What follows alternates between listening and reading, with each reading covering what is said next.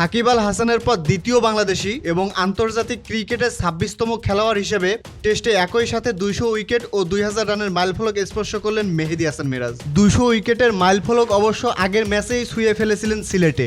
সাকিব ও তাইজুলের পর তৃতীয় বাংলাদেশি বোলার হিসেবে এই রেকর্ড গড়েন তিনি। এবার 2000 রানের মাইলফলক স্পর্শ করলেন এই অলরাউন্ডার। 1964 রান নিয়ে চট্টগ্রাম টেস্ট শুরু করেন মিরাজ। এক প্রান্ত আগলে রেখে দলকে 100 রানের লিড এনে দিতে 2000 রানের মাইলফলক স্পর্শ করেন তিনি। বাংলাদেশের একমাত্র অফ স্পিনার হিসেবে 200 উইকেট নিয়েছেন তিনি।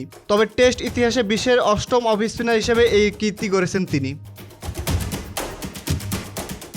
রেকর্ড গড়ার এই দিনে যখন মনে হচ্ছিল জিম্বাবুয়ের বিপক্ষে বড় লিড পাবে না বাংলাদেশ, ঠিক তখনই জ্বলে ওঠেন মিরাজ। প্রথমে তাইজুল, এরপর তানজিম সাকিবকে নিয়ে জুটি গড়ে বড় রান সংগ্রহের পাশাপাশি বড় লিড এনে দিয়েছেন বাংলাদেশকে। পেয়েছেন কেরিয়ারের দ্বিতীয় শতকের দেখা। শেষ পর্যন্ত 104 রানের মাথায় থেমে যায় মিরাজের ব্যাট। 11টি 4 ও 1টি 6-এ সাজানো ছিল তার দুর্দান্ত ইনিংস। মিরাজের আউটের সাথে সাথে থেমে যায় বাংলাদেশের ইনিংসের চাকা। প্রথম ইনিংসে 444 রান করে অল আউট হয় বাংলাদেশ, সাথে পায় 217 রানের বড় লিড। এবার বল হাতে দ্বিতীয় ইনিংসে ঝলক দেখাতে পারলে সিরিজে ঘুরে দাঁড়াতে পারবে বাংলাদেশ।